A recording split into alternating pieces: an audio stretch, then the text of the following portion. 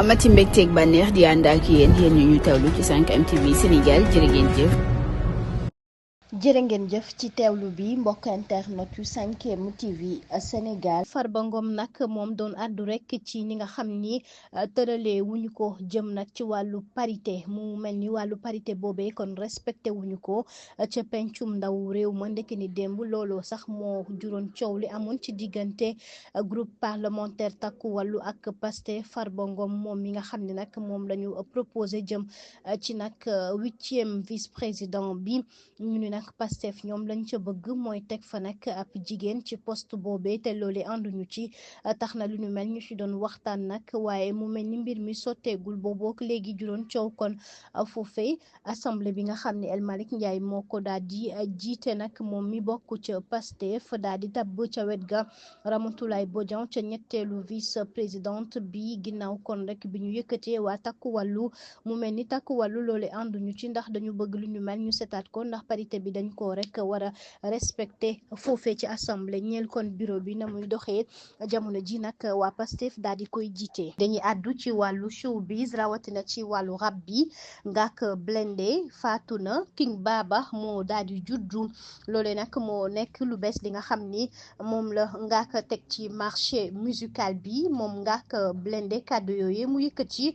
tax na fans yi ak ñu bare ñoo xam ni dañu yëngatu ci wàllu musique bi di ci wax ni kon mbir mi doy na waar lool waaye moom mu ni tur bi rek la daal di soppi mu mel ni artiste bi dafa judduwaat ginnaaw li nga xam ni moom lay doxal ci marché bi te itam li nga xam ni moom la teg mu nekk lu doy waar ci image yi nga xam ni gis nañu ko. mu mel ni loolee communication la bu mu tekk ci li nga xam ne nag moom mooy album bi muy fësal di secret 7 vol loole nag mu ni mi ngi ci marché bi jamono ji la mu bëgg mooy séduire nag public bi comme ni mu koy defee artiste bi saa su nekk di génne loo xam ni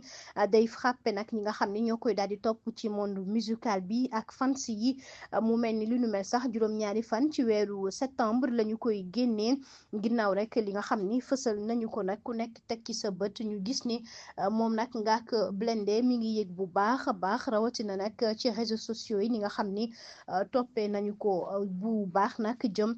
ci li nga xam ni moom moo jëm rek ci wàllu musique bi. tawat bi nga xam ni moom la Kouthia nekkee moom Kouthia nag ñu ni feebar bu metti moo ko daal di dal feebar boobee itam moo dal kii di Jibril doon def émission Automac foofee ca télévision Futurs Médias mu mel ni Californie yëkkati na ay kàddu sax ginnaaw rek di xam ne ni Kouthia itam dafa tawat loolee bett kon rek ñi koy topp di ko bàyyi xel tax na mu ñu ni lu ñu mel daal buñ ci jugulee dina jéggi dayoo ngir rek ñu sàkkul ko ndimbal moom Kouthia mi nga xam ni bégal nañu